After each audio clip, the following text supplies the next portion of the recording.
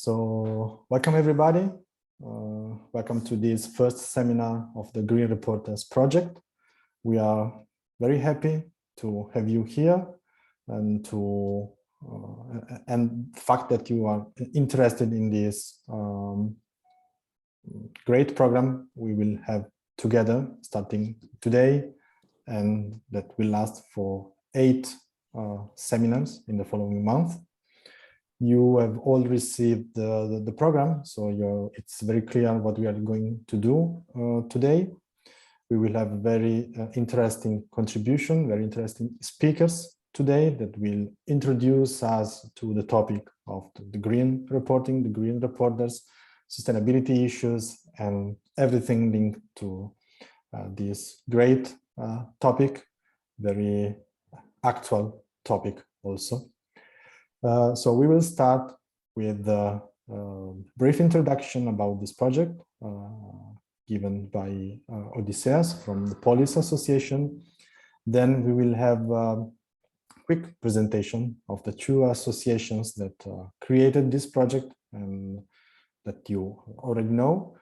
And we will also invite you to very briefly present yourself, just to give us your name, your profession, if you are a student, if you already closed your studies, and from where you are listening, from where you are participating during this seminar.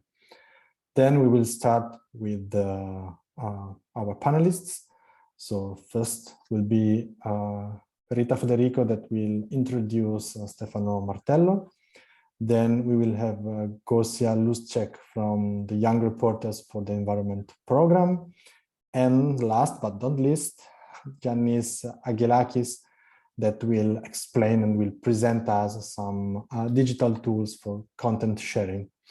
So if you agree, I would like to give the floor to the project introduction to Odysseas. So please, Odysseas. I cannot see him. Hello. Hello. Okay. I can see you now. Perfect. So hello, everyone. My name is Odysseas. I am an undergraduate chemical engineer from the University of Thessaloniki, and I'm here as a representative of Police International Environmental Network, which is an organization based in Greece that was created about 25 years ago. We will talk about it more in about 10 minutes. So the Green Reporters project is a project supported by Erasmus+, and it's addressed to young people from the ages of 18 to 30, based in Italy and Greece.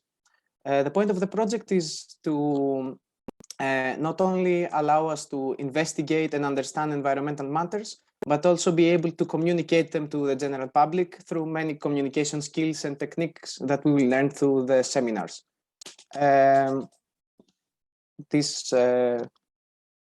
This project will take place in 8 seminars, as Enrico already said, from now to the end of April, and then we will be meeting in Italy for an in-person seminar that will last 5 days to present all our findings and creations, let's say. We are all, how to say, the point of the project is not to be a passive listener. We should take part in everything that the presenters are all experts in their fields, and they will not only present us with information about things, but how can we understand and communicate those information to everyone else. And when we talk about environmental matters, it's not only like issues or problems. Everyone has environmental like an environmental solution in their community, or something that you find beautiful in nature. This is also an environmental matter, and we will also learn how to use those to present those in maybe like a classical 500-word essay, but also in a photo reportage or a short video. We will be equipped after the end of all those seminars to do this. And all the material that we create will be shared between us in social media, Facebook, Instagram, And at the end, I think everything will go up will be uploaded in a big platform. Also the seminars as the recordings, and it will be accessible to each one of us so that we can create the material for the end of the seminar. So thank you. Nice meeting you all. Thank you for this opportunity, and I hope we all enjoy it. Thank you. Great, Odysseus, you managed to stay into the time, so very well, thank you. And I would like to pass the floor now to Maria Donzelli, who will present us, for those of you who already didn't know yet, the Peripli Association. Please, Maria. Welcome, everyone. I am Maria Donzelli, President of the Peripli Association and the Central Coordinator of these Erasmus Plus projects, Green Reporters. My post here is limited to give you some information about our association. It is Peripli, Euro-Mediterranean Cultures and Societies. Our association promotes dialogue between Euro-Mediterranean cultures and the societies through the establishment of a space for permanent discussion on issues relating to the socio-cultural context of the area, carrying out no-profit activities of social utility to a prevalent extent in the field of training education, as well as scientific research and studies, also in a partnership with other public and private university institutions, public and private institution, association, organization, nationally and internationally, regarding to following disciplinary areas: cultural and artistic heritage, culture and civilization, gender, culture and policies, Euro-Mediterranean societies, institutions and policies, protection of rights, languages, support for economic development, innovation and sustainable development, information and communication, migratory process, conflict management, local development, climate and environmental change, man-nature relationship, and so on. It develops dialogue between societies and the culture as a means to affirm fundamental rights, civil and political liberties, economic, social and cultural rights, equality between genders, and so on. Affirm democracy and justice by pursuing values based on mutual respect. It acts through an agile and flexible organizational model, establishing high-level collaboration and partnership for the design and the management of a program and the multidisciplinary technical support teams for publishing and multimedia productions, the organization of conventions, conference, seminars, workshop, communication. Peripli also carries out the organization of initiatives that favor meetings between operators from the world of culture, the organization of cultural activities such as conferences, events, exhibitions, debates, rallies, dissemination of knowledge, both on the north and the south of the Mediterranean Sea. The promotion of training activities to be carried out at university, foundation, companies, institutions, the finalization of a master's and advanced and specialization course, as well as the translation online and in print of international press articles and of all print and print editorial service, the promotion of publishing, information and communication activities. It participates and manages European projects, mainly Erasmus Plus, with the aim of helping to develop an awareness of active citizenship in young people. I wish the Green Reporters project full success, and I hope that you, young people, will be witnesses and promoters of new ideas and action for the problems and the challenges we face. Thank you for your attention. Thank you very much, Maria. And I will ask the same to Yolanda. Please, Yolanda, if you want to present Polis organization for those of us who still don't know. Hello, I'm Yolanda Zjaka. I have created the Polis Association since 25 years now. I have a doctorate in environmental education, environmental communication, and Polis has organized activities with partners in every continent on environmental education. For instance, we have created books like this one and this one. These are fairy tales from children. We have organized seminars and several other actions, but we will speak for this about this later. I don't want to occupy more of our time.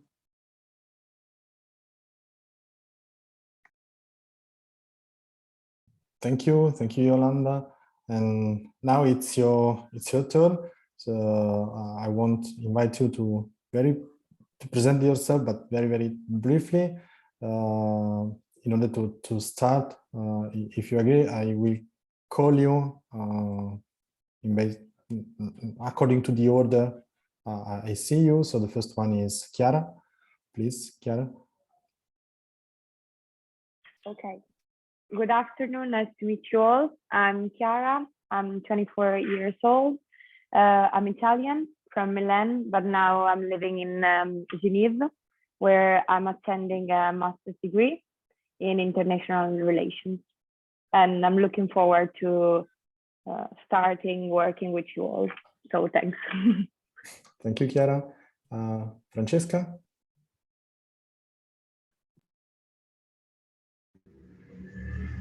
Hello, everyone.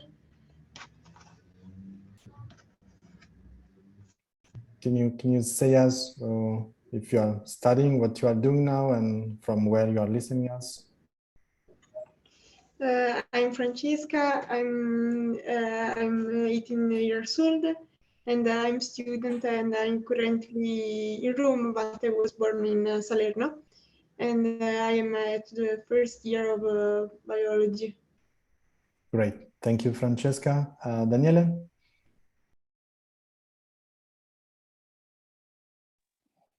Hi guys, I'm so happy to be with you.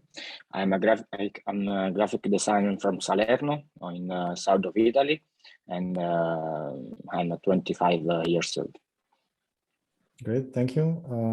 Odysseus, you already have done this presentation, so Natalia, please. Hello, my name is Natalia. I am 22 years old and I study agriculture in Greece, in Thessaloniki. Thank you. Stefanos? Hello to everybody. My name is Stefanos. I live in Thessaloniki and I'm studying chemical engineering. Thank you, Stefano. It's Todoris' turn now. Hello, I'm Thodoris. I'm 23 years old and I study chemical engineering and I live in Thessaloniki too. Great. Eleftheria? Hello, I am Eleftheria. I'm 22 years old and I study occupational therapy in Athens. Great, thank you. Alice? Hello, everybody. My name is Alice Mata. I'm 23 years old. I'm currently living in Milan and I'm studying international management. Thank you. Maria?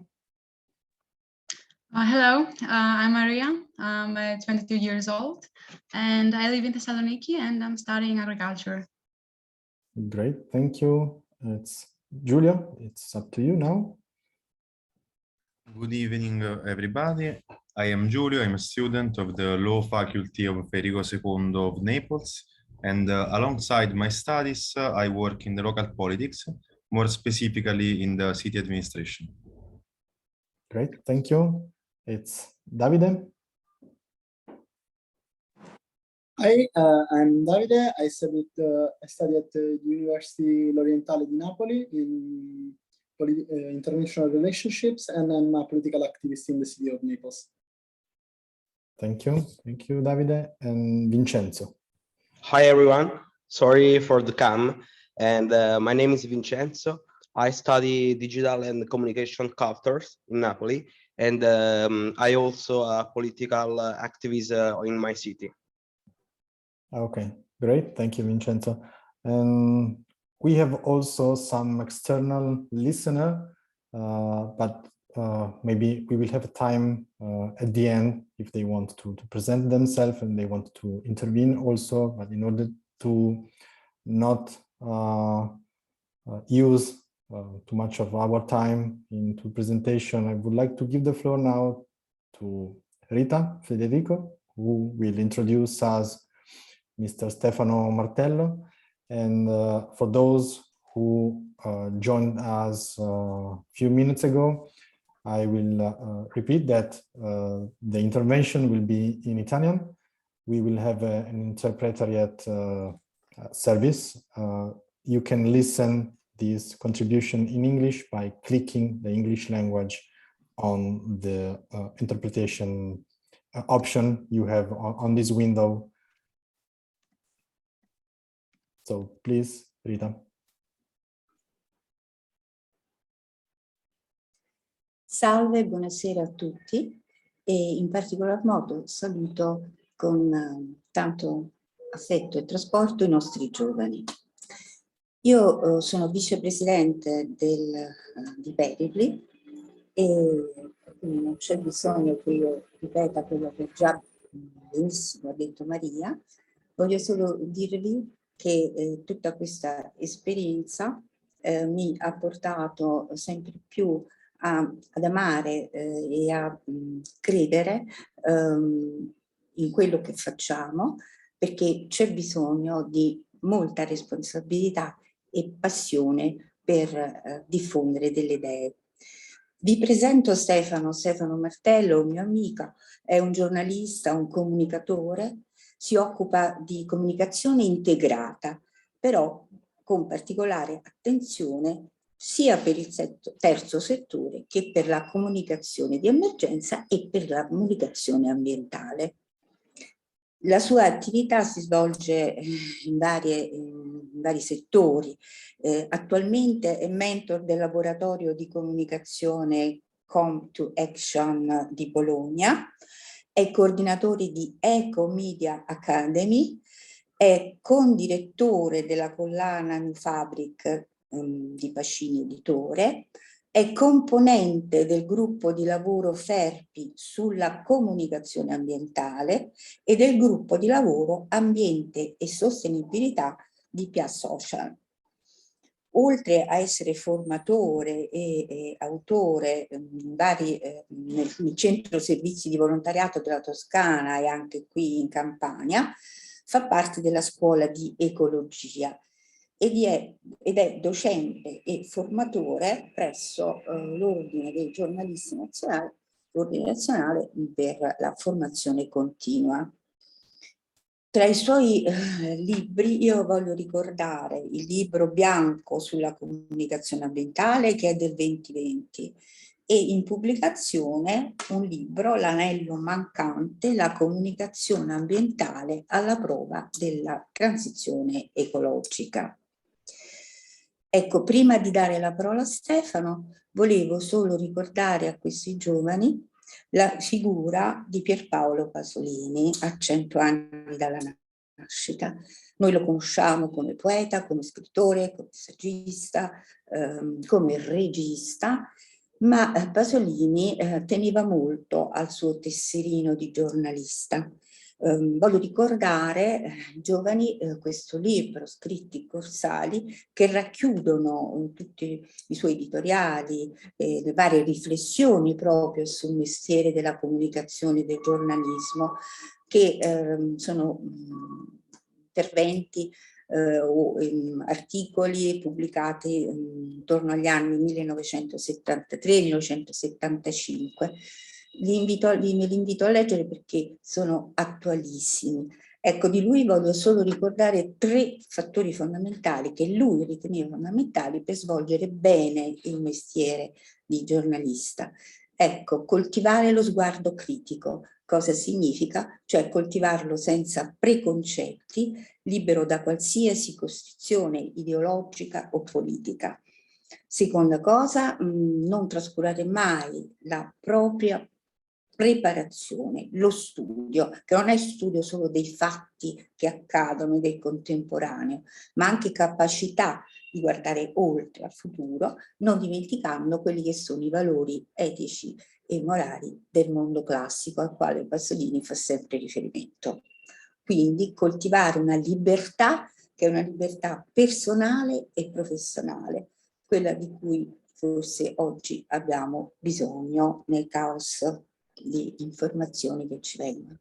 Ecco, do la parola a Stefano. Grazie.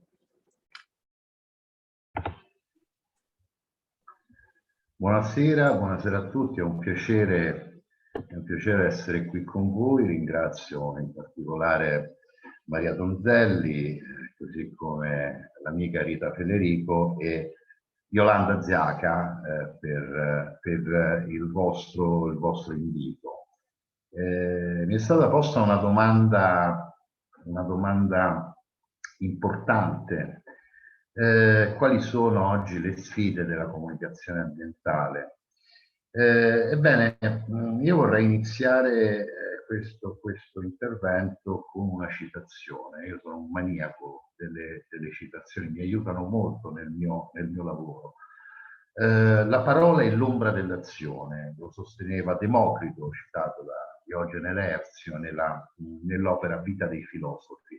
Condividendone in pieno il senso e anche la necessità nel momento in cui scriviamo un libro, un articolo, ho ritenuto strategicamente più utile, ancora di più rispetto alla platea di oggi, che vedo è composta da tantissimi giovani, concentrare questa relazione più che sulla cassetta degli attrezzi a disposizione di ciascuno di noi nell'esercizio della nostra professione, sul metodo. Su quel metodo che dovrebbe anticipare la valutazione, la selezione degli strumenti, il loro utilizzo, per poi concretizzare questa scelta nella condotta operativa che andremo a tenere, nel timbro narrativo che andremo a tenere. Un metodo che secondo me non può che originare dallo scenario di riferimento nel quale tutti noi, sia pure con posizioni, età, punti di osservazione differenti, siamo immersi. Vale la pena in tal senso evidenziare 3 parole chiave che secondo me riassumono molto efficacemente il senso della relazione, 3 principali caratteristiche di questo scenario, avvertendovi però che si tratta anche di una valutazione parziale perché è modulata sulla mia conoscenza professionale, quindi principalmente sul contesto nazionale italiano. La prima parola chiave è certamente complessità. Complessità in senso meramente quantitativo rispetto ai tanti pubblici con cui oggi abbiamo il dovere di confrontarci. Questo incontro ne è in qualche modo una dimostrazione plastica, no? Abbiamo Chiara che studia relazioni internazionali, abbiamo Daniele che fa il graphic designer, abbiamo Natalia che studia agronomia, abbiamo Stefanos, un futuro ingegnere chimico, abbiamo Alice, management internazionale, e abbiamo Giulio, diritto. Quindi tanti pubblici con cui dobbiamo confrontarci. Ogni pubblico ha una propria aspettativa, ha un proprio scopo, ha una propria paura e, se vogliamo, anche una propria grammatica, no? Se io dico una parola molto in voga di questi tempi, no? Stakeholder, ok? Chi si occupa di finanza intenderà con questa parola un social, quindi una persona interna all'organizzazione di riferimento. Per me, che mi occupo di comunicazione, stakeholder ha un significato molto più diffuso, molto più vago, ricomprendendo per esempio anche la comunità in cui l'organizzazione che rappresento opera, ma anche una complessità di natura qualitativa rispetto ad una materia ambiente che è naturalmente multidimensionale nelle ramificazioni, nelle contaminazioni tra ambienti ed ambiti che un tempo semplicemente non si parlavano.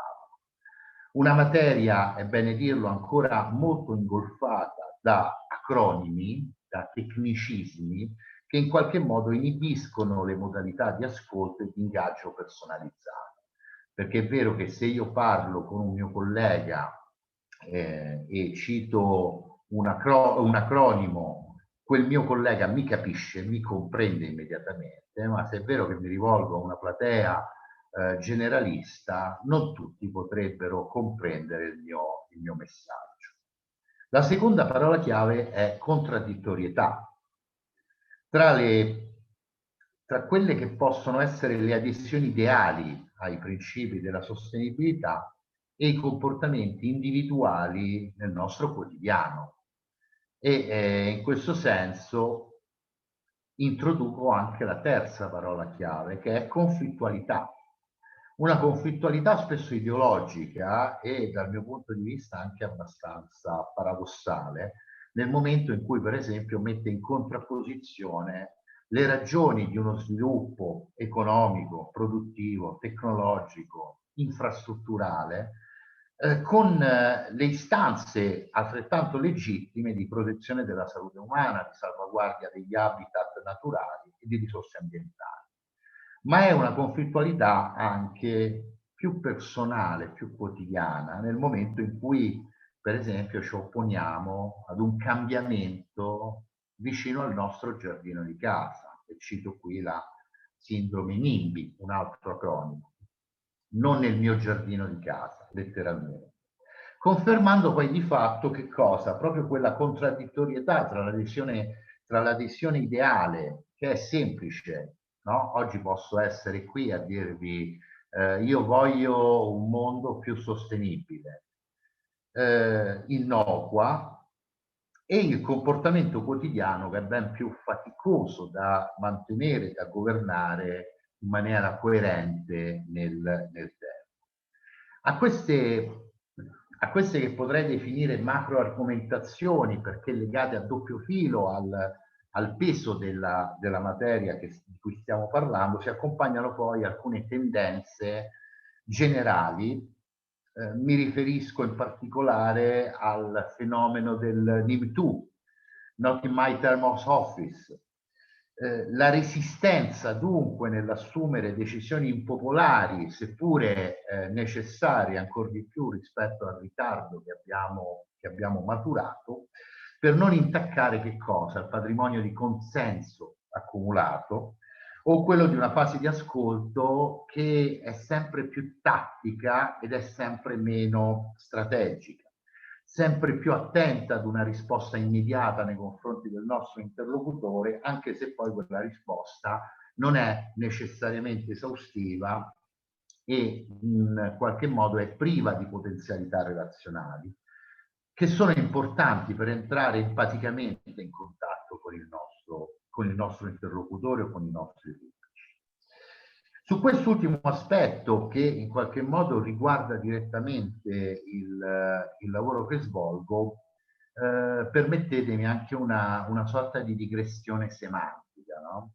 L'aggettivo sostenibile, che ricorre spesso nella pubblicistica, specialistica e non, anche generalista, ha un'origine latina e secondo la linguista Barbara Fagnini indica la possibilità di essere asserito o dimostrato con dati o argomentazioni persuasive. Dati e argomentazioni persuasive. A ben vedere si tratta di due forze, chiamiamole proprio così, di due forze che devono in qualche modo convivere in un clima di equilibrio, senza sovrapporsi o peggio prevalere l'una sull'altra. Sappiamo che un testo troppo tecnico magari riuscirà ad assolvere pienamente la propria funzione informativa, ma nel contempo non riuscirà a coinvolgere, in qualche modo ad emozionare l'interlocutore. E sappiamo anche che un testo eccessivamente persuasivo, eccessivamente evocativo, eccessivamente pop, non riuscirà a risultare credibile in termini poi o di concreta attuabilità. Ecco, questo spazio grigio tra queste due grandi forze credo che rappresenti pienamente la sfida di una rinnovata narrazione ambientale. Se vogliamo meno immediata, se vogliamo più faticosa, meno concentrata sulla contingenza del momento, quindi sul fatto. Oggi parliamo di ambiente quando il giorno prima un'alluvione ha colpito magari la regione italiana delle Marche, quando il giorno prima un terremoto ha colpito noi in Italia abbiamo avuto 3 grandi terremoti negli ultimi anni, nel 2009 l'Aquila, la città dell'Aquila in Abruzzo, nel 2012 la regione Emilia-Romagna, uno dei più importanti poli produttivi del nostro paese nel settore del biomedicale, nel 2016 il 16-17 il centro Italia, quindi tante regioni con scosse che si sono sentite anche a Roma. Quindi meno concentrata sulla contingenza del momento e maggiormente orientata ad una dimensione progettuale e strategica, estesa nel tempo, perché non possiamo continuare a parlare di ambiente solo quando ci interessa, proprio perché l'ambiente, il tema dell'ambiente è un tema assolutamente diffuso che ci riguarda tutti, riguarda me che ho quasi 50 anni e che vivo a Roma, riguarda Maria che vive non a Roma ma in un'altra zona, riguarda Rita che vive a Napoli e riguarda voi, riguarda chi vive a Salonicco, riguarda tutti in maniera assolutamente diffusa. Ora però devo tener fede al motto: la parola è l'ombra dell'azione, non ci possiamo limitare solo a parlare, dobbiamo evidenziare 4 momenti che sono importanti e che rappresenteranno le vostre sfide del futuro. Il primo, le competenze. Ora, rispetto alle competenze che un professionista della comunicazione ambientale e non deve necessariamente possedere, ecco, la conoscenza sempre più esatta, sempre più approfondita della grammatica scientifica appare sostanziale, appare necessaria non solo nella cornice di un, noi lo chiamiamo posizionamento, sempre più legittimato, sempre più riconoscibile come filtro tra il mondo scientifico e i tanti pubblici generalisti, ma anche all'interno di un sistema di competenze e formazione che deve progressivamente trasformarsi in una vera e propria licenza d'agire, in un vero e proprio tesserino come quello di Pierpaolo Pasolini, insomma. Perché? Perché oggi il tema generale in qualche modo è sotto il fuoco di mistificazioni, di fake news, di deformazioni che in qualche modo ne impediscono un pieno accreditamento. Il secondo momento ineludibile che riguarda in particolar modo chi andrà in futuro a fare comunicazione e giornalismo su questi temi. Dobbiamo progressivamente abbandonare una certa narrativa allarmista che si attiva, come ho già detto, solo nel momento della contingenza e lo dobbiamo fare a vantaggio di una narrativa più propositiva, più positiva e in ultima analisi continuativa nel tempo, con alternative concrete, con alternative che possano essere misurabili e in qualche modo con valori simbolici positivi. Sono del tutto d'accordo con chi affermava prima che la sfida la transizione ecologica non è e non può essere ridotta a mera rinuncia, ma deve essere anche interpretata come opportunità concreta per migliorare la nostra vita su questo pianeta. E d'altronde questo è un metodo comunicativo, il fatto di affidarsi a valori simbolici positivi, che è stato già utilizzato ed ha già portato effetti positivi. Lo ha fatto proprio l'economia basata sui combustibili fossili, nel momento in cui, per esempio, faceva vedere un'automobile evocando un senso di libertà, un senso di movimento, un senso anche di conoscenza. La terza, e qui mi rivolgo soprattutto al corredo strumentale comunicativo a nostra disposizione. Qui consentitemi una sensazione, non posso dire che si tratti di una certezza, ma di una sensazione, e che sia in atto un po' una vera e propria, se me lo consentite, selezione darwiniana, con strumenti e metodologie che cadono in disgrazia non per effettivo superamento, per effettiva inutilità, quanto piuttosto per far posto a dotazioni sempre nuove e a dotazioni apparentemente sempre più innovative. Ora, so di parlare con una platea giovane e me la rischio in qualche modo. La mia non vuole essere una protesta luddista fuori tempo massimo, ma vuole al contrario porre l'accento sulla dimensione comunicativa, che è una dimensione naturalmente multicanale. Quindi non solo caratterizzata da una moltitudine di interlocutori e di contenuti, ma anche da una moltitudine di opportunità comunicative. Molto spesso, in qualità di mentor del laboratorio di comunicazione Come to Action, confrontandomi con studenti, scusatemi, come dire, la sensazione è che la sola dimensione valida sia quella, per esempio, digitale, ma come dico sempre, i social sono fondamentali, sono strategici, nello stesso modo in cui, per esempio, è strategico un ufficio stampa. Quindi attenzione a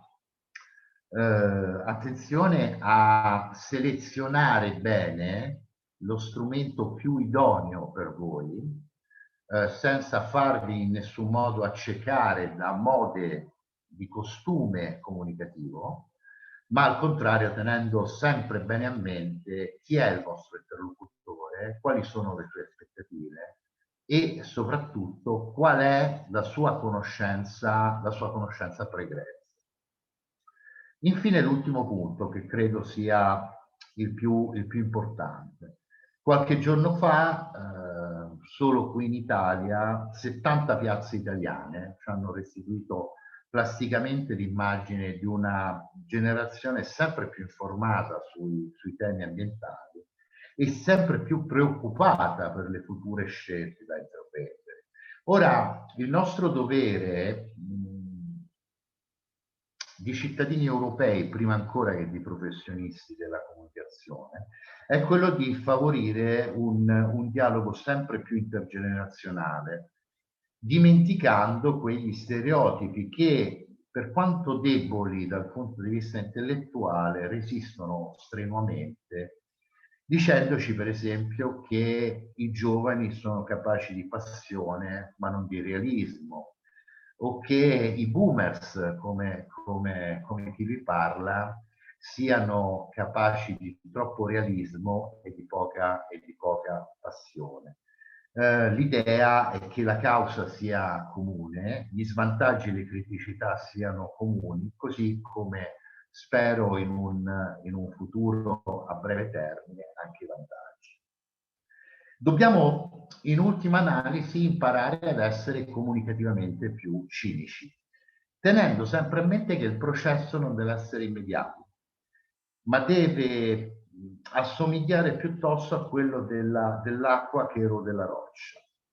e ricordando sempre che il nostro ruolo di comunicatori o di giornalisti è quello di facilitare la decodifica dei contenuti spesso complessi. E per farlo, data l'effettiva complessità di questi contenuti, per farlo bene, occorre lentezza, innanzitutto, fatica, consapevolezza e decenza intellettuale. Grazie, sono a disposizione per tutte le domande che vorrete farmi. Grazie per la vostra attenzione.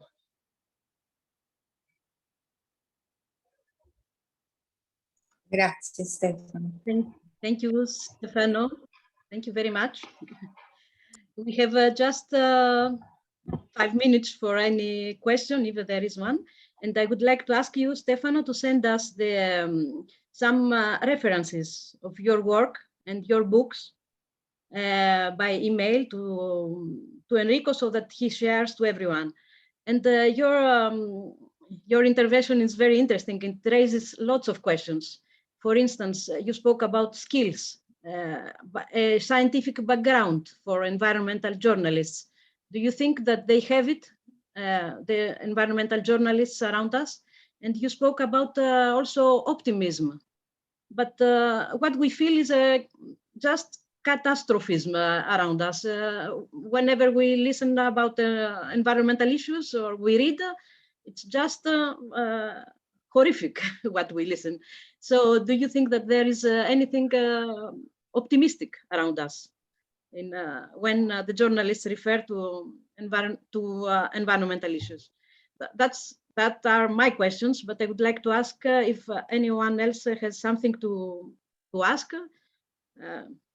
We have just Grazie Yolanda. 5 minutes. Allora, I will ask someone to see if someone else has something to ask.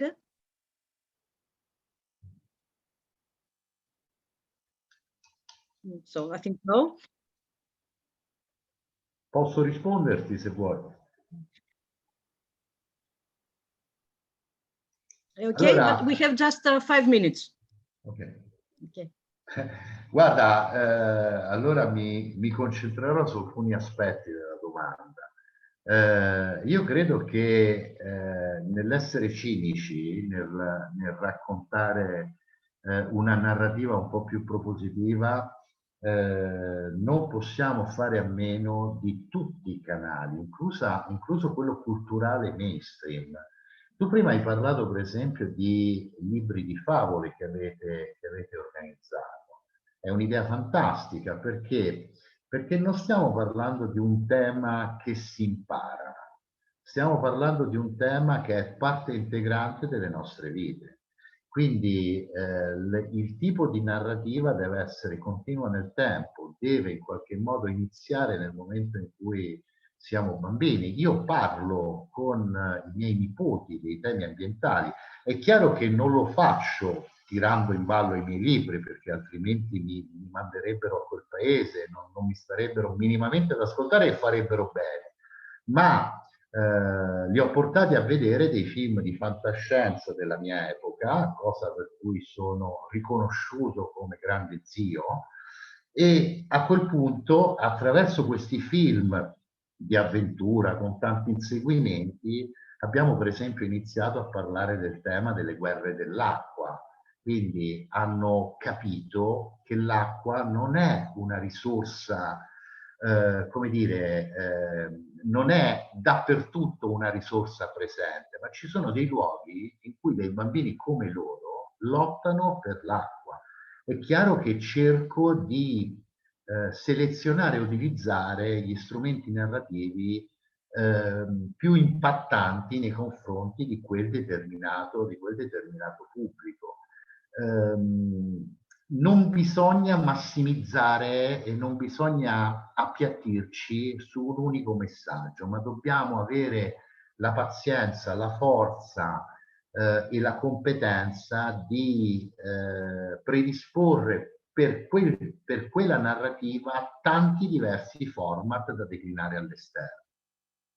Credo che così potrebbe essere possibile, tenendo conto che, ripeto, è un processo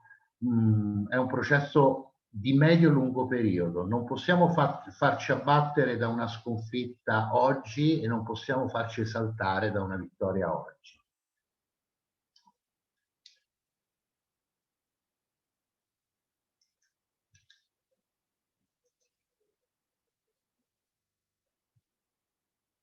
Thank you very much.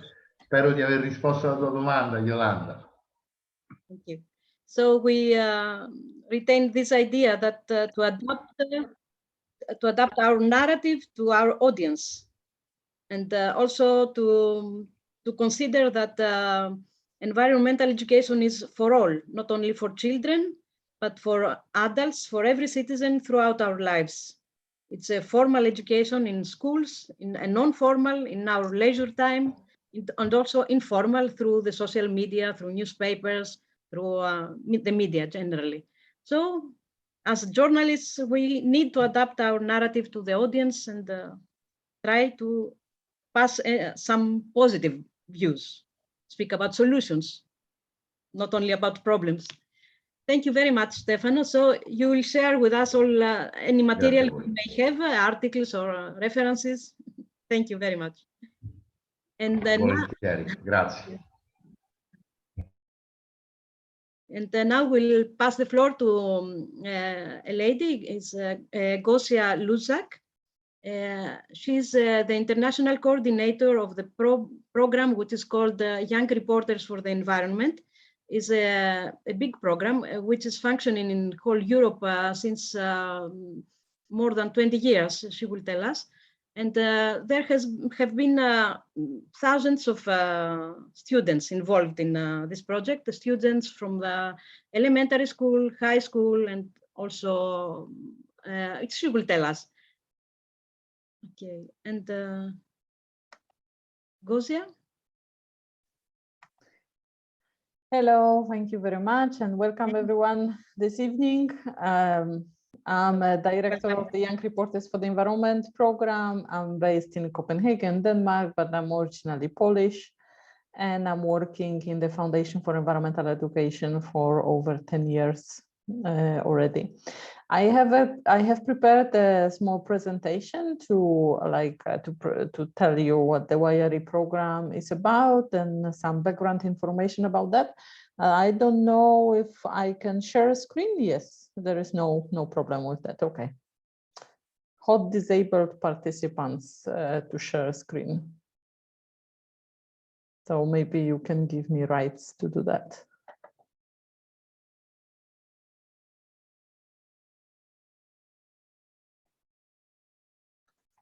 Just to help the situation, you need to get Gosia a co-host. Yes, exactly. Okay.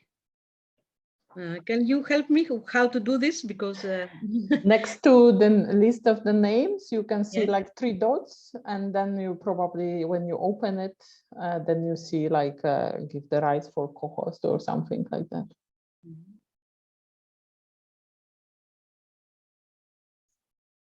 Yolanda, if I may, είναι πάνω από το όνομα της Gosia. Αν πας στο cursor, 3 dots, and you can make co-host. Okay.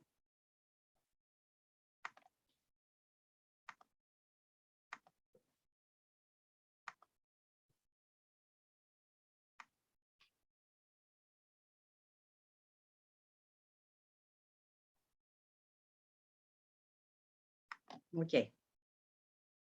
It's done. Okay. All right. Let me try. Yes, now I can do that. So let me to share like this. Yeah, maybe we start with screen, so then it will be easier. So I hope you are ready for this journey. If you have any questions, I don't know how big group is, but you can maybe write them or chat or keep for later at the end of the presentation, and then we can go back, because when I share screen, I don't see you. So it will be difficult to react for that, but I hope we can manage. I will start with a short video about young reporters, and then we'll go with some additional information. Can one voice make a difference for the environment? Absolutely. One voice can create a message that's heard around the world, a message that empowers all of us to unite and develop solutions that will drive us toward a brighter future for our planet. One voice, one person, can inspire the world, but becoming an inspirational person requires gaining strong leadership skills. Develop these skills by participating in the Young Reporters for the Environment program. Every year, thousands of students ages 11 to 25 join the YRE program and learn about constructive journalism so they can lead global conversations about major environmental topics. By joining YRE, you will gain access to a network of like-minded students and teachers across 45 countries. You will have the chance to report from high-level international conferences and to participate in annual YRE competitions. In the program, you'll learn how to be a reporter with advanced critical thinking skills. You'll use a tested 4-step methodology to investigate, research, report, and disseminate messages worldwide. Your efforts will influence others to take immediate action. Participants in the program build skills for life and friendships to aid them in their environmental activism efforts. Once YRE, forever YRE. Don't let your environmental message, your one voice, go unheard. Join the YRE program today and become a leader for global change.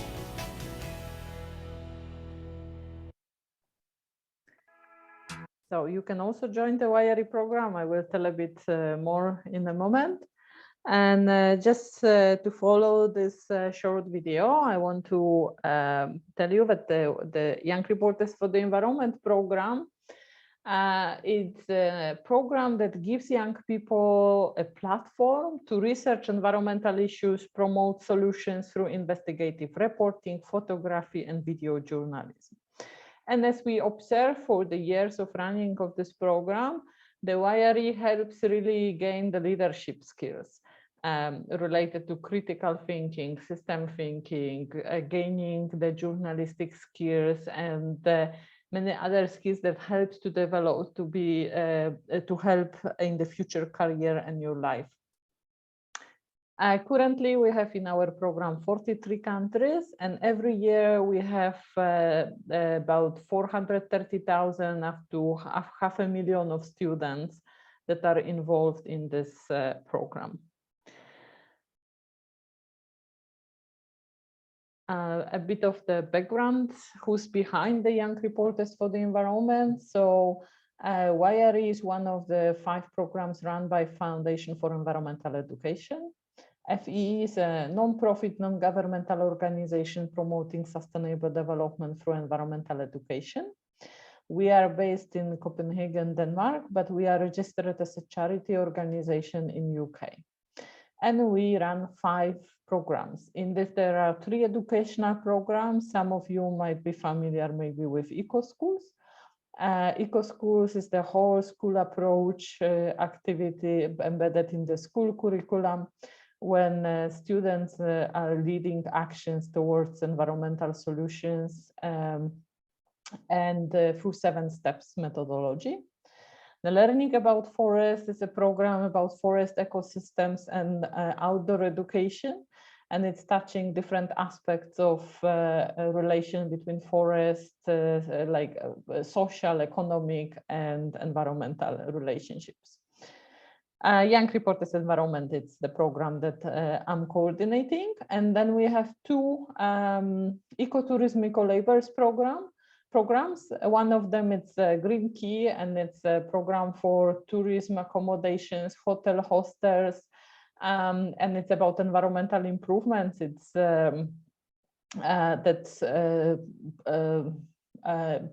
hotels and hostels can receive the certification called Green Key. They're mostly active through different hotel chains, Radisson, Marriott, Accor, and others.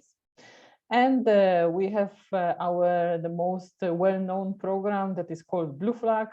As I know, you are students from Greece and Italy, both of the countries participating in Blue Flag, and probably when you are going to the seacoast, quite often you can see it. And this is a certification for clean beaches, marinas, including environmental and sustainability education, and plenty of other aspects that are related to the Blue Flag certification. So those are our 5 programs. We are running our activities through members in different countries. So FEE is an umbrella organization, and then we have independent members in different countries. There are other NGOs, other non-governmental organizations that are implementing FEE programs. Usually there is one member per country, but those organizations can also run other programs that they are interested in and not related to FEE or with the like towards the statutory goals. So we have our member in Greece is HSPCN, and in Italy we have FEE Italy. Currently, we are active in 79 countries, and we have over 100 members. And this is also that sometimes there are organizations that are like more familiar with ecotourism, eco-labels programs. So they are implementing Blue Flag and Green Key, and then there is affiliate member or other organization that is implementing educational programs, or other way around. That's why we have more members than countries. A bit of history about the YRE program. So the YRE program was started at the beginning of 90s in France, and was at that time the biggest environmental problem was related to ozone, and there was organized an expedition of scientists going to Arctic. And together with scientists, a group of young people was asked to join, and their role was actually to present through journalistic pieces like scientific findings about this problem. But the idea was that they will prepare stories that are understandable by people globally. So they are not written in the scientific language. That's why there were young people ask for it. And it was very successful. And when they came back, Philippe Sauchier, who was a creator of this initiative, he was thinking that this is a great idea for a program. And at the beginning, it was introduced in France. And later on, they approached FEE. And that's how the program became global. I want to say one more thing in this, because in the previous slide, I was highlighting the YRE's leadership program. And I want to say that one of the students who was part of this first expedition, his name is Pedro Marcelino. He was a student from Portugal. And then when he came back from that, he said that he changed his life, and he became a journalist, movie producer, and of documentary movies, environmentalist. He's still very active in our program, helping us a lot with some educational resources, creating some stories, and being part of the jury of the program. And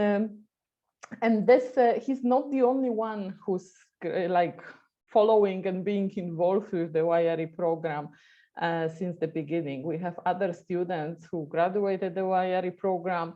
They become journalists, scientists, and they feel kind of that they are part of this network. They develop their fantastic skills, and they are those leaders globally or locally. So we are very proud of all the participants of the YRE program. And it's also a network of passionate young people, people who want to talk about it. They are responsible for things that are happening with the locally related to environmental problems, but also solutions. For us, it's extremely important that our young people are telling like the taking responsibility for environmental issues, but they are creative, but they are also highlighting positive actions, and they are encouraging people as well to take some actions. And the stories that we are looking through our program is can be simple, but they gives youth this empower that they can change the world and they can do something. And I remember a story from Israel, in a very poor area of Israel called Gedera. And there were students that were going there to play this local playground.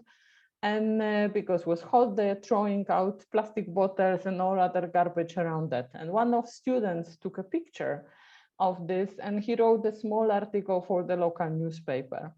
And this immediately took the reaction. The municipality took the responsibility that this area needs to be changed. They provided some solutions to store this litter and waste.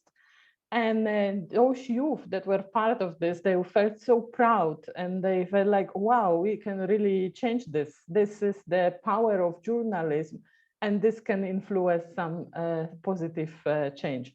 So we are looking for that kind of story and things that that actually encourage people to make a difference, to take actions and make something positive as well. I think about like 10 years ago, maybe 15 years ago, there was a new trend that showed a new trend in journalism that is called constructive journalism. And this constructive journalism was created by some journalists in Denmark, but it follows also by journalists in the US.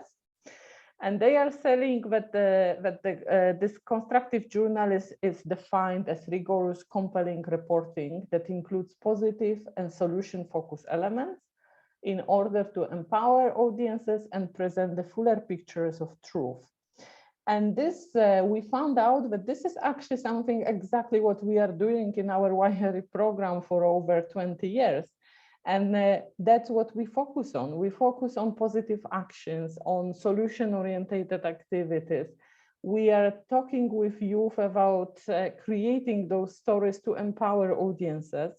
And what is extremely important is this journalistic ethics and fuller picture of truth. You're all aware probably about this media manipulation, showing different pictures when you can see one piece of the story, but if you see the fuller picture of this story, it's actually the truth is completely different. So we find this constructive journalism very interesting, and it's really heartwarming, but it comes also through like journalists, and this is new trend in the journalism. And that's what we are exactly teaching in our program. The YRE methodology is very simple as well, and it consists of 4 steps. And the first step is investigation. And this is extremely important, that we want young people first to learn about the issue, learn about climate change, biodiversity loss, pollution, do it by themselves, do it with the teacher in the school ground, do it with the group of youth. It can be done also through the Scouts group or after school club or a small group of reporters. But first, you need to know what is the problem. And then we encourage them to research for solution, but not to research for solution by themselves and propose something, but do it through different interviews, asking stakeholders, approaching local municipalities, talking with them, different small companies, even local grocery shop, and talk to the people about different things, what they think, make some surveys and invest and look for what the local community is thinking about this. And then present like this these thoughts that are kind of checked through and think and related to the local problem, but also with these global links, and create a report. And a report can be articles, photos, videos. These are all 3 categories that we are running in our program. But also on local level, our students are creating podcasts, TikToks, and using different techniques as well.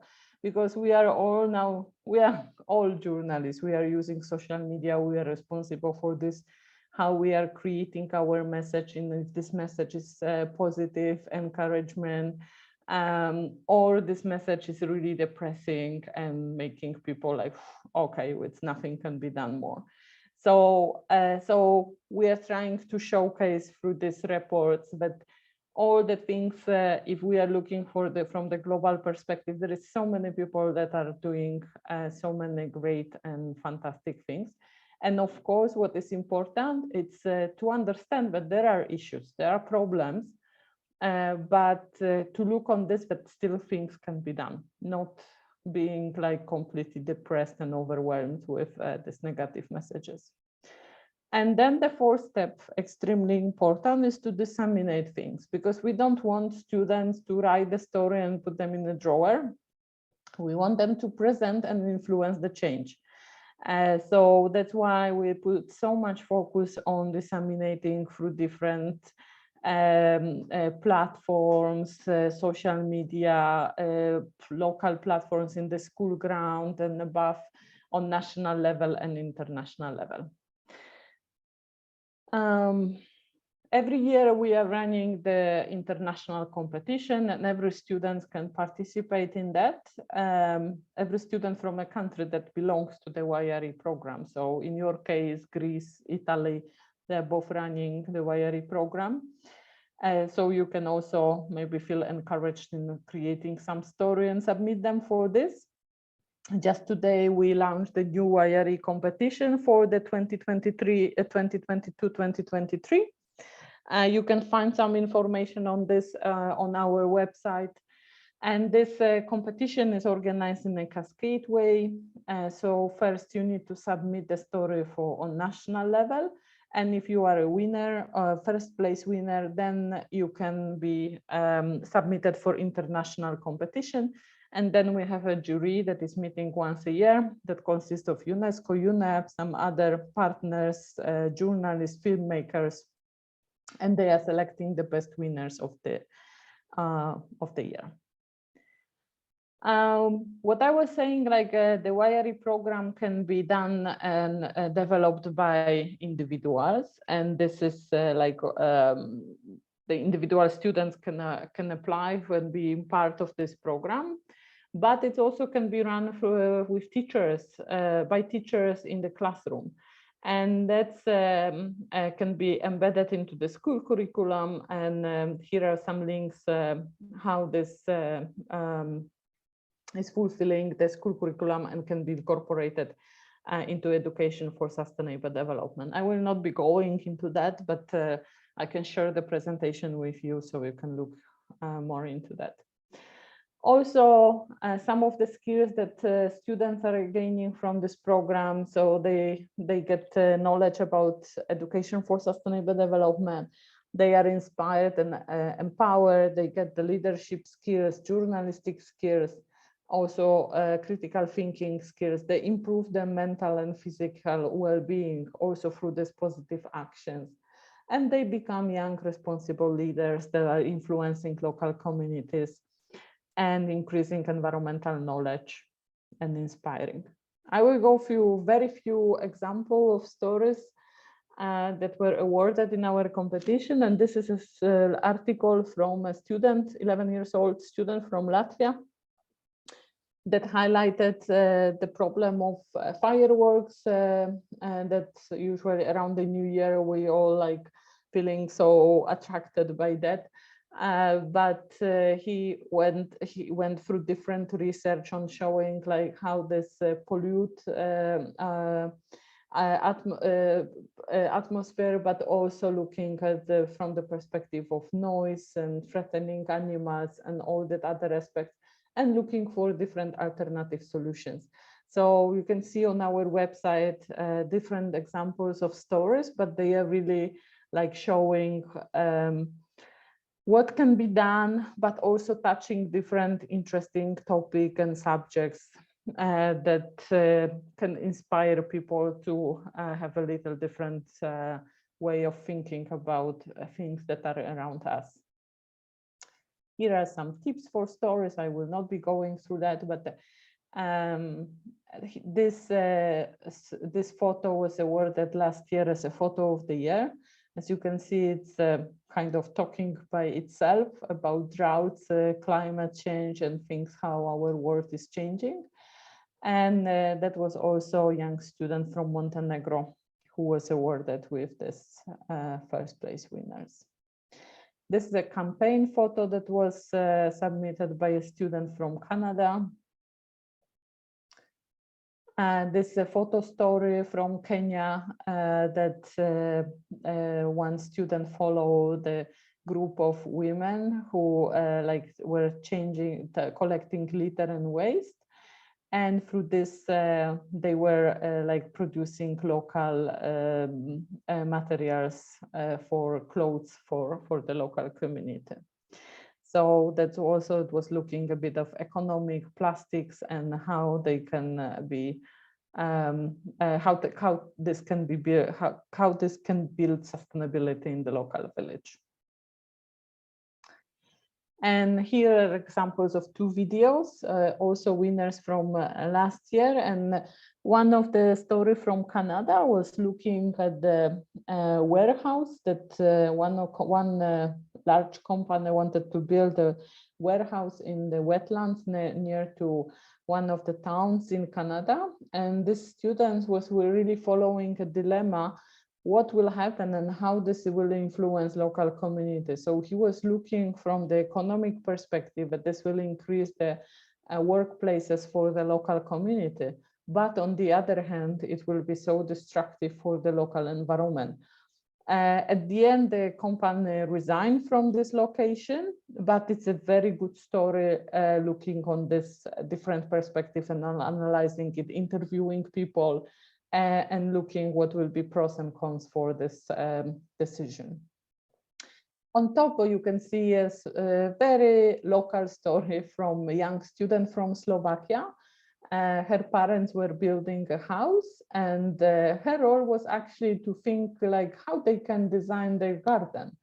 And what she did, she was doing the research on what are the local plants, trees, and bushes in their area. So actually they can use them to increase the biodiversity in the garden, but looking like for a very local perspective and planting trees that are typical for this area. So she made a great research, talking to different people, checking different sources, and encouraging parents to go with the garden in that way. So it's really a fantastic story from very, very young student that focus on that aspect. Here is also a different type of story that is connected, that is available in our program, environmental campaign video. That is a bit different than reportage. It doesn't include interviews, but it's created with like rising awareness type of story. And here it's a story created by a student from South Korea, how to recycle and upcycle plastic toys into something else. Excuse me, Gozia, we have only 5 minutes left. I'm finishing. And I would like to ask you to speak us about the academy. Yes. And the sessions that are starting in January. You have had told me about this, and maybe some of our participants would like to go to the courses. I just say, but also if you are interested in the competition, the deadline for stories is May next year. But you should contact your national operator in your country and check when is the deadline for the stories on the national level first. I will skip the part with engaging students into different conferences, the network of the alumni, and some other resources. And in FEE, we also have FEE Academy. And this is an online learning platform where you can have a number of online courses. All of them are free, and they are for educators and students. And here is the list of currently available courses. So you can sign up and learn about the biodiversity, pollution, different like courses related like circular economy, environmental literacy, and something like that. But there are also 3 journalistic courses about photography, writing, and videography. They take about 8 to 14 hours to go through them. And then you can learn and increase your techniques and skills on those 3 aspects. Currently, they are in English, but we are now working on translating them into Spanish, French, and Portuguese. So by the end of the year, there should be more language variations available also in those courses. And when you go through it, you can receive, of course, certification. If you have any questions to join the FEE Academy, you can contact directly Riza, our FEE Academy coordinator, and look into the links on our website when you can find more information about FEE Academy. Yeah, so that's it. If you need some information from me, you can approach me also through the email. Yeah, and that's what I wanted to share about the YRE program. I hope you find it interesting, and if you have any questions, please. Thank you very much, Gozia. This is very interesting, and I had already told you what I found very, very interesting is this concept of constructive journalism. Yes. This is the response to this catastrophic exactly approach that we face every day. Yeah, and also ethics and being responsible for the messages, not not manipulating with messages and showing the truth. That is really like sometimes journalists are really looking for sensation and kind of boosting stories like through this. And the constructive journalist is really trying to present the whole truth, the real picture of things. Okay, and can you remind us, I think you told me that these seminars on free seminars on environmental journalism are starting next January, is it so? Actually, we changed it, so they are open from the 1st of October. So you can sign up for the writing course, the videography, photography, and there is no enrollment key. So you just go to the FEE Academy website, sign, and you can go through those courses. Okay. Could you send us these links in yes, I can send them. I can even post them on chat here. Okay. But so also... then you can look into the FEE Academy. Okay. Thank you very much. Thank you. Attention. Thank you. I think you. And if there are any questions, I can see that there is. Yeah. Okay. Thank you. Maria? Io vorrei intanto ringraziare molto per questa presentazione che mi è sembrata estremamente interessante. E vorrei chiedere di condividere naturalmente questa presentazione con tutti i giovani, dando quindi la possibilità a tutti loro di partecipare, se vogliono, anche ai corsi, eccetera, ma avere delle idee, perché da quello che tu ci hai raccontato si possono trarre moltissime idee che possono essere sviluppate a livello personale dai vari giovani. E si può fare anche qualcosa in collaborazione, volendo, con la vostra organizzazione e il nostro progetto. Quindi io penso che sia estremamente interessante che tutti quanti noi abbiamo questa tua presentazione. E grazie veramente di questo contributo. Of course, I will send it to Yolanda after the meeting, so you can use the presentation and contact us at any time when you will need something. Thank you very much, Gozia. Thank you. So I understand there is no more questions. And we'll have to move to our next speaker. Yes. So take care, enjoy your Erasmus exchange project, and yeah, I hope to meet you and somewhere in the YRE network. Bye. Bye. Now we are going to pass to our next speaker, which is who is Yannis Angelakis from Greece. He will give us a more technical approach of how to create and share content on social media, but he will explain us how.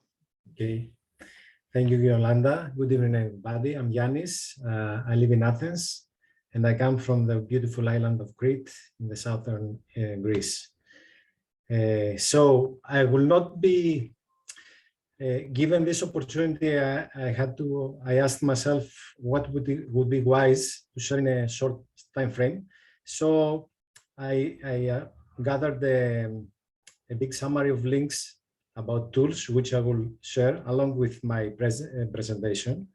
I will try to focus on the value of content because it's very important, and I will take it from where Gosia left it.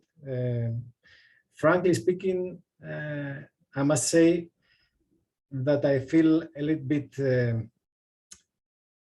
obliged to apologize in the youngest generations about, on behalf of my generation, I'm 50 years old, about not doing things right. So I believe it's I'm very excited and thrilled to be here because we have the chance to at least do some things helping you, the younger generation, do things right. And in a common problem like this, which has to do with the future of our Earth, the environment, all those issues, we have to work together. So on our behalf, I must, on behalf of my generation, I must say that apologies for not doing the best we could so far, but we'll try to, let's say, open the road for the younger generations because the situation is critical. I also have a presentation ready for you. So without further ado, I will share it and take it from there. Yolanda, I think you have to make me co-host as well to be able to share my presentation. I will do it. Great, thank you, Enrico.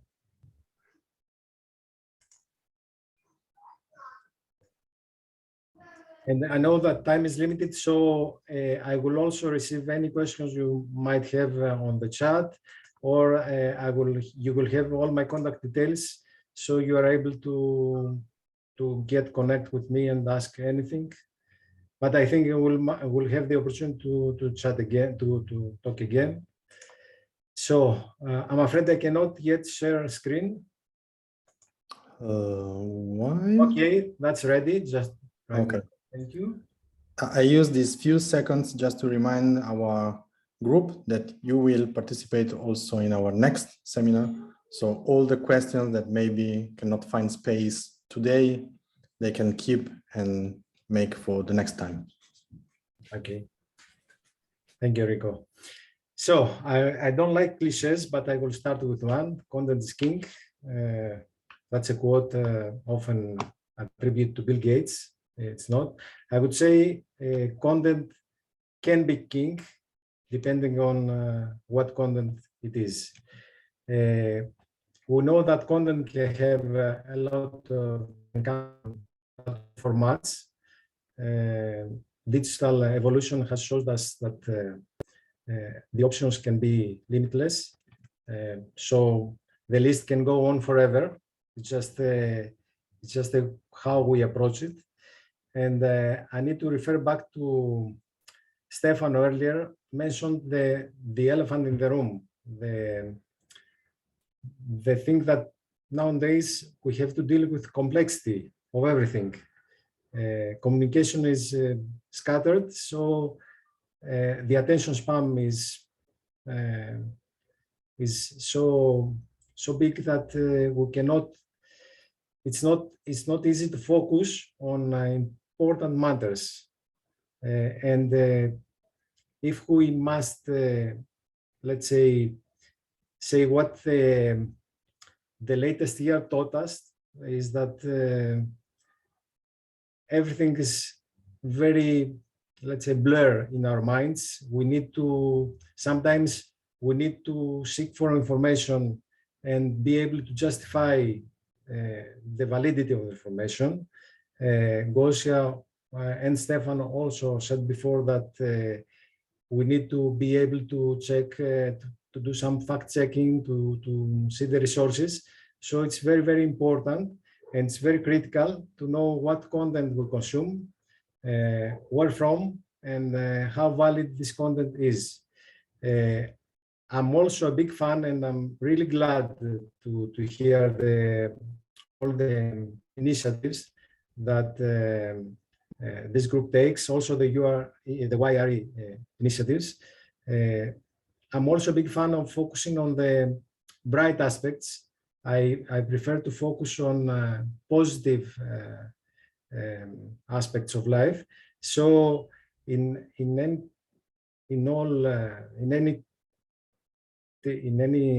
terms, I can't find the right words.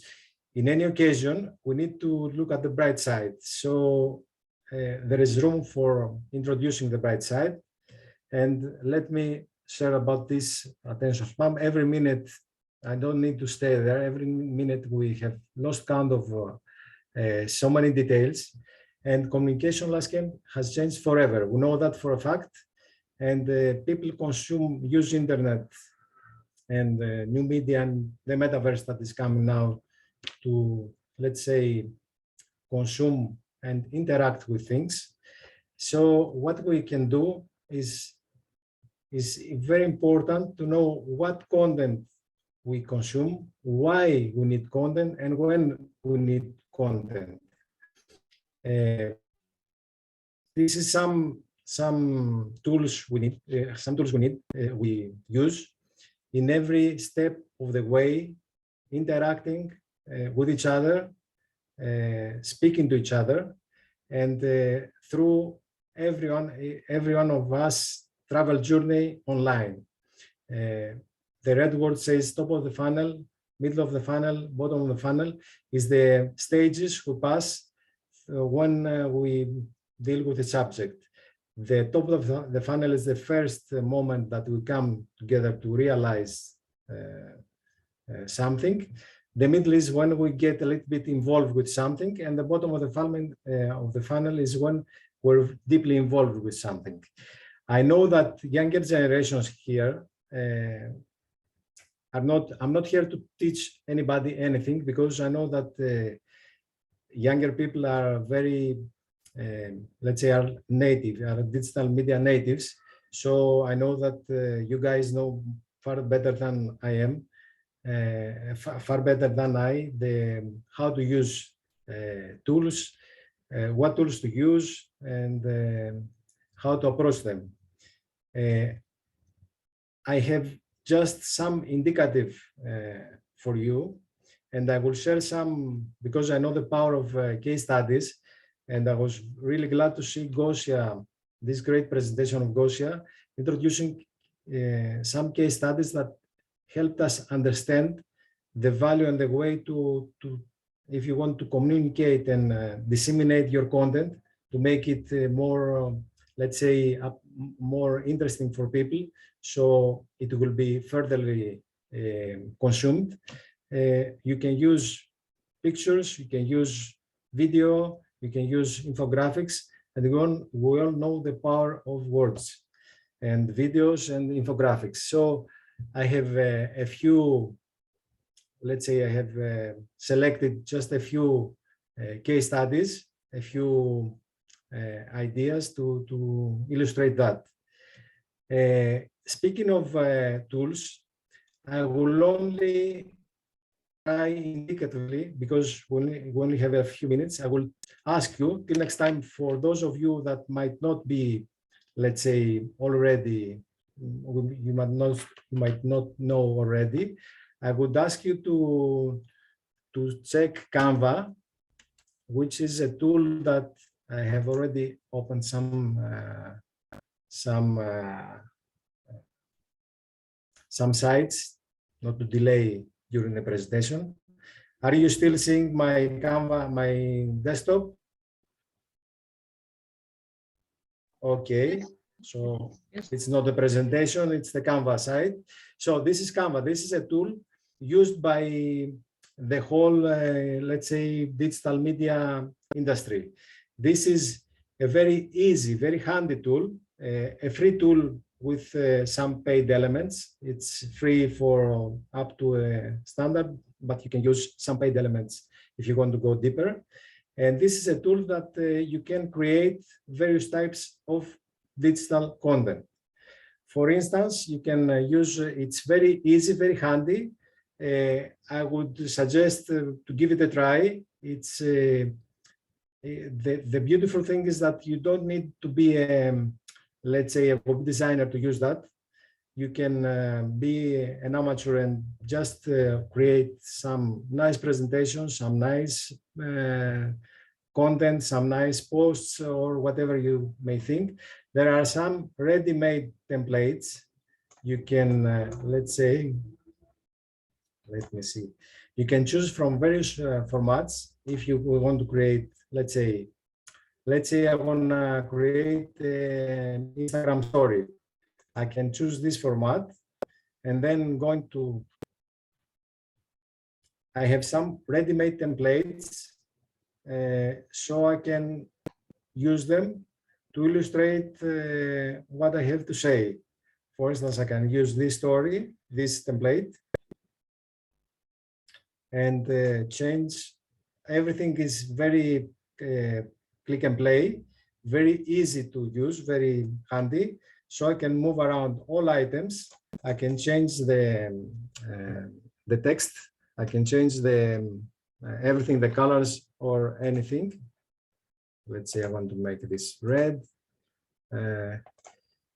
I can remove or add elements. I can change the photo and put my own photo. I can put my logo.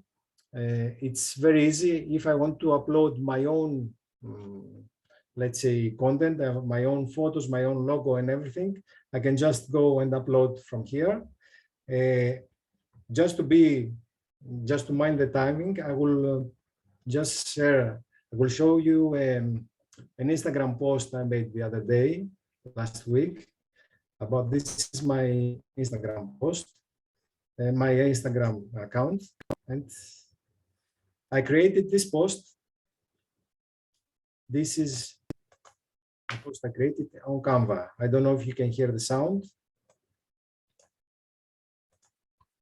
Let me see.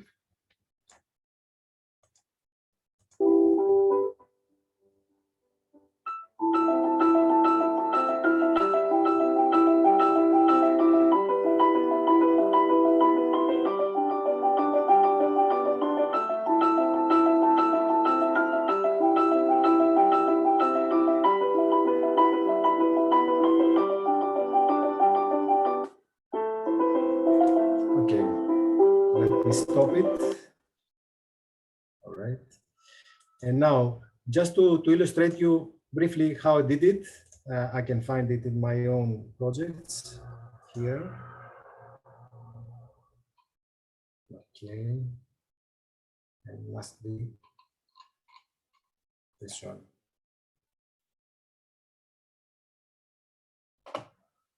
I have just used I started from scratch. I just used some templates. I uploaded some photos of Yvonne Culinard, who is the founder of Patagonia. It's a case study that we'll talk about soon. And uploading these photos, I found some code he did. I placed them, okay, where it was quiet. I could just put a gray background to make the context, the text shine. And then I could use the animation format. I could download this as a video. I could download this as a GIF. Plenty of options. I can use any element I like. For instance, I can just put a flower or anything. The options are limitless, actually.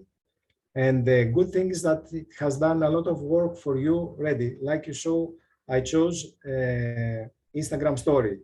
I could choose a Facebook, depending on what's the medium where I wanna share a content. I could just use this and make a graph.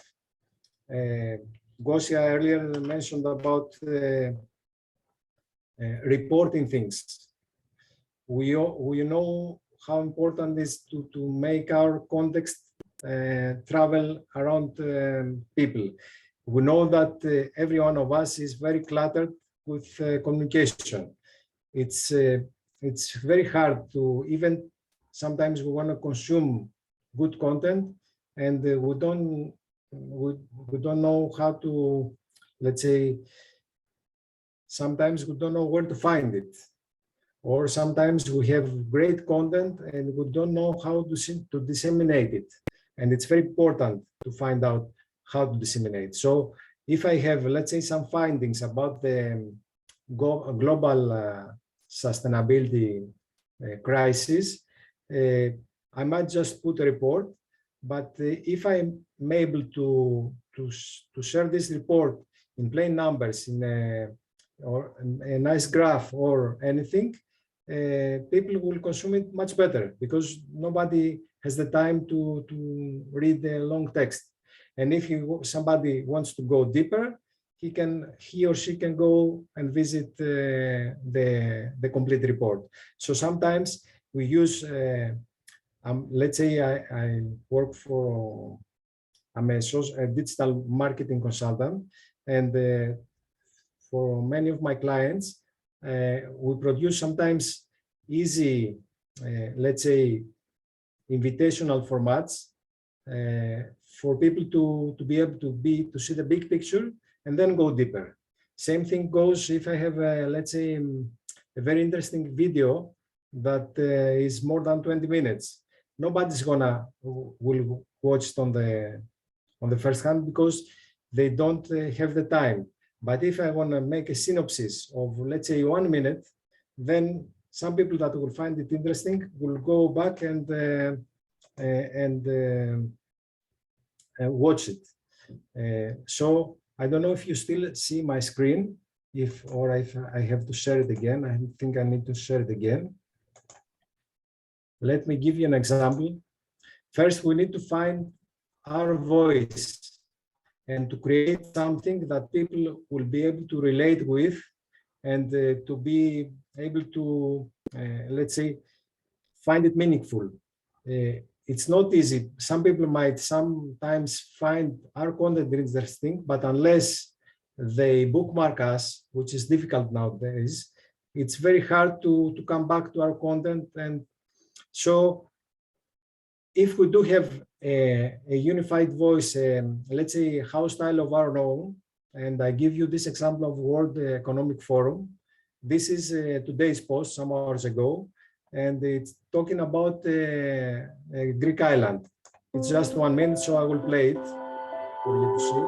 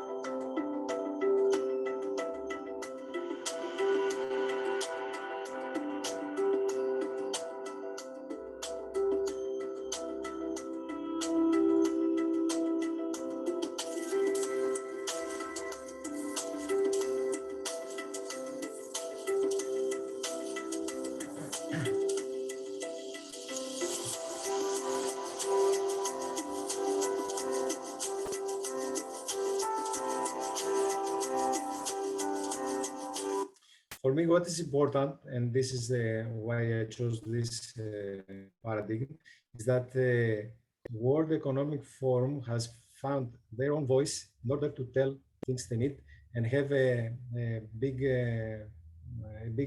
array of people influenced by it. They just repeat a story in their own words. They have created a house style of their own. Like you see, I'm here on LinkedIn, but they do have a channel on YouTube, etc.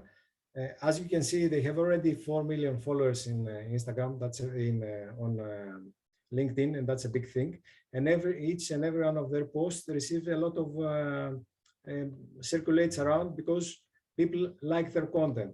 And the only thing they do is that they repeat the story that's already in the press in a positive way, let's say. Most of their content is positively. They try to inspire, they try to make it, let's say, more relevant to people. So I would advise, if you want to take a look at their digital presence online, they have a nice use of content.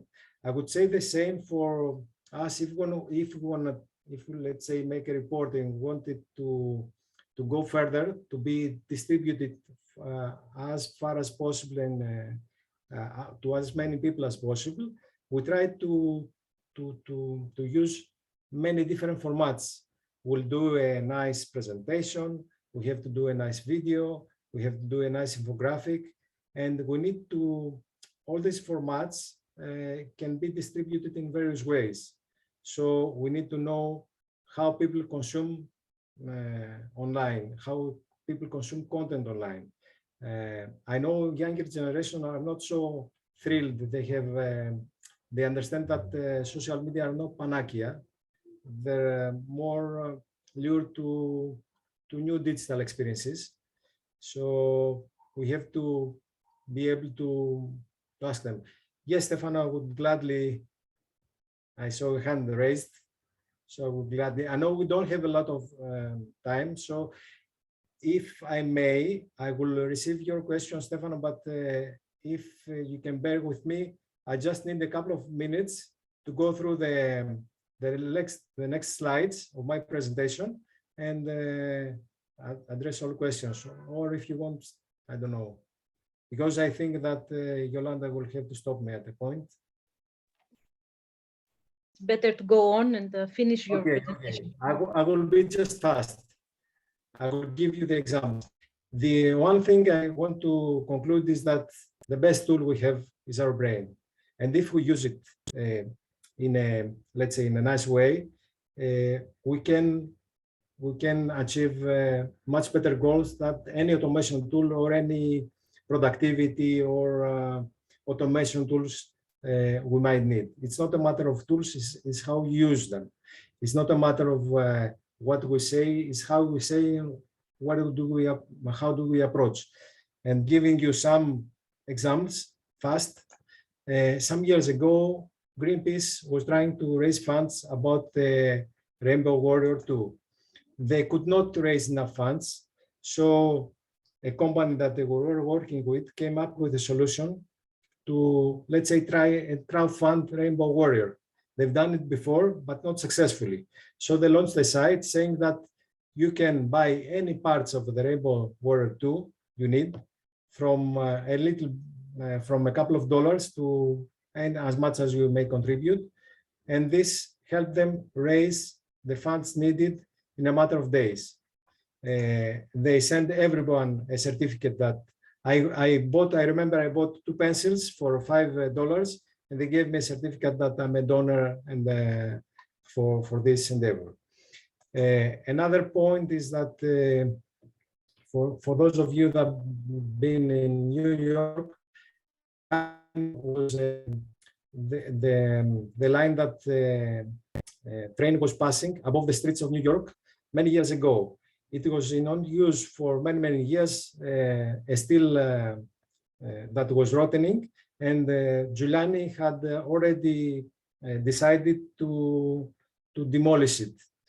A couple of architects, 2 architects, Joshua David and Robert Hammond, took the initiative. They said that no, this belongs to the cultural heritage of New York, and it must not be destroyed.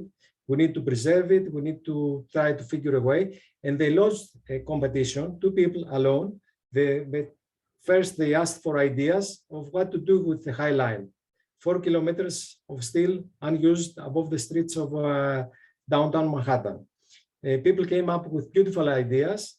People started to get involved and actually made the move so powerful that Giuliani had no power to, although the decision were already made, they had to keep the High Line. And nowadays it's a very wealthy park around the Manhattan. And the past 2 years ago, just before the pandemic, they had to extend it. They're doing a lot of things. On my presentation that I will share, I have links to each of those slides that you can see the full stories. So feel free to go through.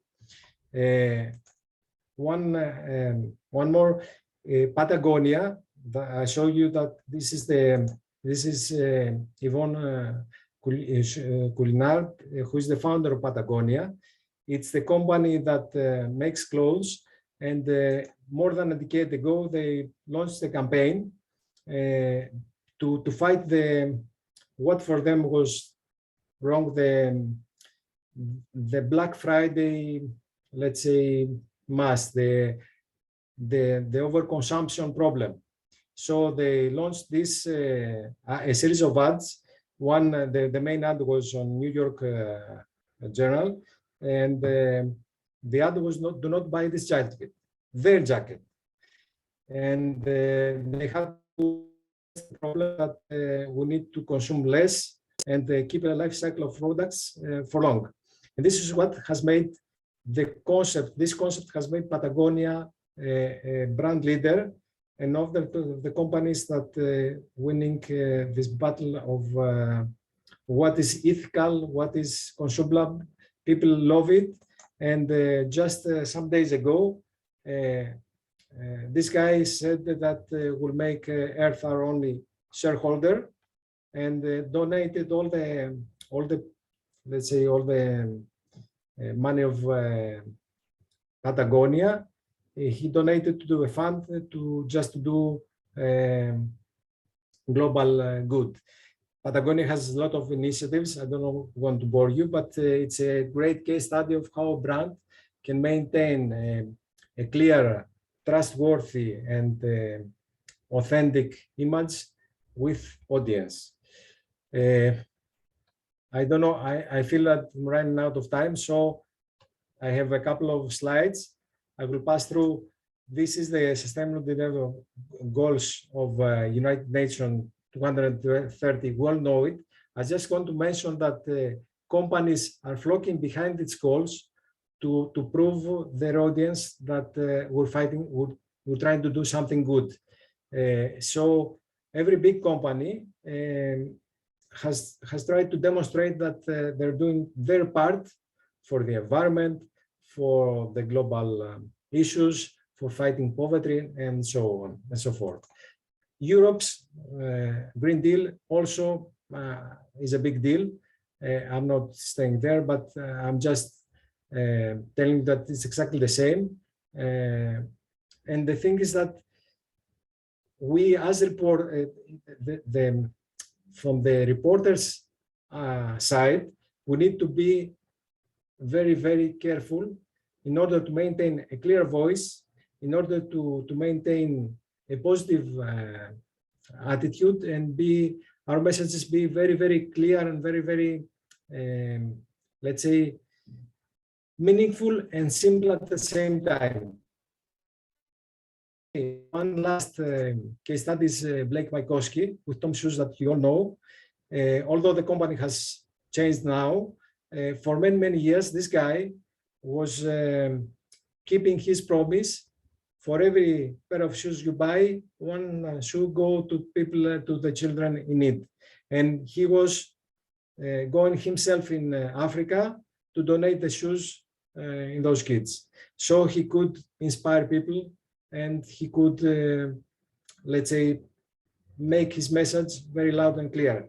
I can think of many more. For somebody who wants to search into it, there is another organization called Charity Water, same approach. And just to give you the idea how this is very, very meaningful, people, business who are doing things, who are trying to let's say, to stay behind one goal for society, develop themselves in much, much faster than business who do not. So people are very willing to support products, even if sometimes are more expensive, if they feel the company behind those products are doing the right things. So sorry for that. I wish I had more time to elaborate more, maybe in the future, but I will have all these slides have links behind, so you can go deeper in the stories. And I've also prepared for you, let's say, a whole document with links, with tools and resources that you might find handy. So, and you have my contacts, so you can, I would be more than honored to get connected with you and discuss anything. So thank you. Hope I didn't use much time. Thank you very much, Gianni. This was very interesting. Stefano had a question, so I'm sorry, Stefano, for not answering before. Yannis will be with us on the next seminar on October 31st, Monday. And what we propose is that we start using some of the tools that he proposed to us, this Canvas, let's say, to start create content and share among us, create content on issues around us, in our city, environmental issues that happening next to us, and try to share this till the end of this month, till the end of October. And then when we meet again, we can discuss everything, and we can, Yannis will help us to improve this, the way we present things. And he will be with us throughout this month to respond to questions and to help us go on with our productions. Thank you very much. Thank you. Great. If I can ask you, maybe we can have 5 minutes more and let Stefano to do his question, since probably it will be the only one. So.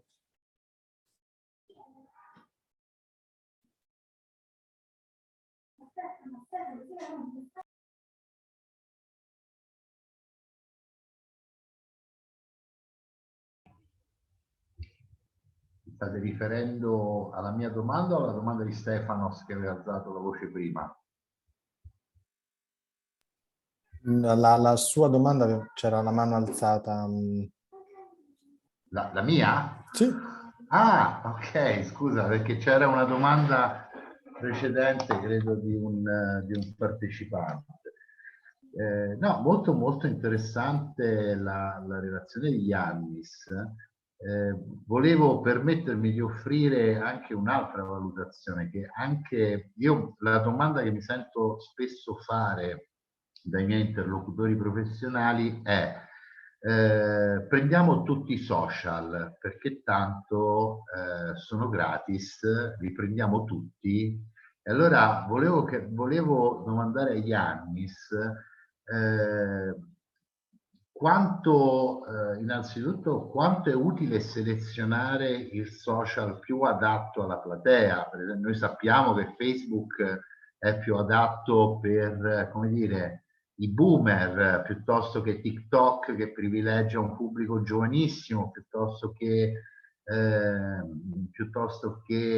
YouTube, che oggi secondo me ha anche un po' smarrito le proprie potenzialità, perché oggi è diventato più che un canale una sorta di deposito di contenuti costruiti male, troppo lunghi, con telecamera fissa e via dicendo. Allora, quanto può essere utile fare un discorso di selezione del social tra i social? E poi un altro discorso che credo sia importante è come reagire ad errori e critiche, perché soprattutto su questi temi la critica dell'interlocutore spesso comporta da parte dell'organizzazione un errore nell'errore, e quindi magari si risponde in maniera provocatoria o si sceglie il silenzio, che insomma, citando un detto italiano, non è più il galantuomo di una volta, insomma la parola non detta non è più la migliore. E quindi volevo chiedere a Yannis se poteva farci un 5 secondi su questi due temi. Grazie. Thank you, Stefano. These are really important questions, and I'm afraid I could take a whole day to reply on them. But I fully understand what you mean. Yes, it's we all know that it's very difficult to be able even to manage a lot of platforms. It's not just social media. It's a lot of platforms because social media is just a part of where people find information. So it's really hard. And when I advise companies and people on a strategic level, I come with this, which are the medias to choose, where to put our most emphasis, or can it be one? There's no easy answer. And if we ask the people around us, everybody who used to consume content from various spaces. So it's not easy to let's say, select and seclude just one means of sharing our content. We can do it knowing that we just address our content to people uses this platform, this social media. For this, there are some tools. It's not the best way, but knowing that we will not have the resources and we will not afford to, let's say, put a lot of emphasis in all social media and create content for all social media, there are some tools that make it easier on us. I have put a lot of them in our report, and I would try and highlight a couple of them because I know it's a lot of content, and just to be helpful to everybody, I will use my own opinion and try to highlight just a couple of them. So in the end of October, then we can discuss together. You have the chance to at least get in contact with them. There are tools that allow us to, when we post, let's say, content on YouTube, repost it in other media, so we don't have to produce content for every media. Like I told you before, World Economic Forum has shared, maintains content in various digital media tools, platforms, etc. It's not mandatory. Let's say TikTok is booming, and we know that it's the most booming platform nowadays. It has surpassed in terms of consumption YouTube in terms of minutes of consumption. And TikTok, for those of us that would not know it, it's not just a platform for fun or memes, etc. It's a platform for finding content, sometimes for passing some important messages, etc. So again, the question which Stefan asks is very important. I would say we select the tools, or the tool, it can be only one, the tool that best applies to ourselves and our voice. We create our own voice, and our voice, if it's clear, if it's simple, and if it can relate to people's problems, then it can be, let's say, disseminated. It can travel a long way a lot, and not just in the media that we share. People will find a way to share it in other media as well. So it's not an easy, because I've been in this market for many years. I've seen a lot of changes. Like I said before, social media are no panacea. Today's TikTok is booming. In a couple of years, it might fall and nobody will ever. This happened a couple of years ago with Clubhouse. It was a huge trend, and then all of a sudden nobody followed it. So as long as we stick to our goal, let's say Maikoski had a goal to provide shoes for those who haven't, or Patagonia has a goal, a long time goal, and it's on their vision and their purpose to help the environment. They even created a fund, 1% for the environment, where a lot of companies from all around the world are consenting to give 1% of their sales, of the total sales life cycle, for the environment. This is huge, and people are getting inspired by this. And those stories but I think I've missed one part of the question. Sorry. The other was how to. The other was how to react to. L'altra parte. Yes. Thank you. Come reagire, sì, esattamente. Yes. Great. This is also a great question. It's very hard again to say one size does not fit all, but I will tell you as follow. I do some seminars for the hospitality industry, and the hotel owners, big hotel owners, come and tell me, you know, sometimes there are people coming in our hotels and saying that either you upgrade me and give me something for free, or I will give you a very bad review. I would say that bad criticism apply to the people doing it. Sometimes bad criticism is just a very nice tool to make your own message louder. Sometimes we can use bad criticism to address some issues that we wouldn't have the chance. For instance, if I get people to say that I had, let's say, noise in the room, I can, as a hotel owner, I can use this chance. I will not go against the person who does bad criticism. I will do it in a positive way and say what good have I done if I have an ISO in place or all the amenities that are good for this.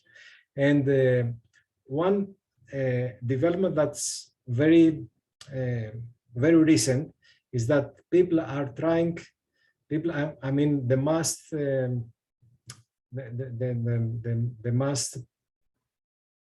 percentage of people are reacting to toxic negativity nowadays. We're fed up with toxic negativity. We're starting to be fed up with cancel culture, which is also, we try to be constructive. Like you said before, we try to focus on how to solve some issues and try to be, let's say, focused on the end goal and on the solution, not on the problems. So the best way to deal with negative comments and criticism is to try to make it, of course, if the criticism is constructive, we take it for granted when we need to use it to be better. But if it's just plain, let's say, hate speech or toxic negativity, again, we can use it. And I think that it's very important for new reporters to know that those subjects can have a much better life because it also ignites the dialogue. It helps the topic go further, travel further. Sometimes we even, I will tell you, sometimes we even cheat to make a fuss about it and use some negative views to make our purpose more clear. So again, there's no perfect solution and there are no benchmarks in there.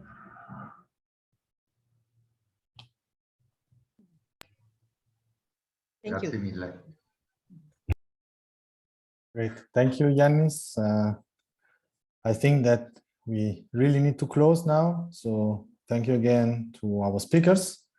Thank you to our participants. It is just the beginning. So I hope you enjoyed, you found a lot of important topics and fit for your talks. We will see again at the end of October. Now the two groups will work separately in these days. So we will collect feedbacks, your opinions, and so on. Of course, those of you who were invited today to listen or to present, feel free to participate again in our next seminars. It will be for sure enriching to have so many perspectives. Have a good evening from my side and see you soon. Thank you, Enrico. Thank you, Maria. Arrivederci. Thank you all. Arrivederci. Thank you. Bye. Arrivederci. Salute a tutti. Thank you, our interpreter. Thank you very Of much. course. Thank you. Bye-bye. Bye. Good afternoon. Ciao. Ciao. Ciao. Ciao.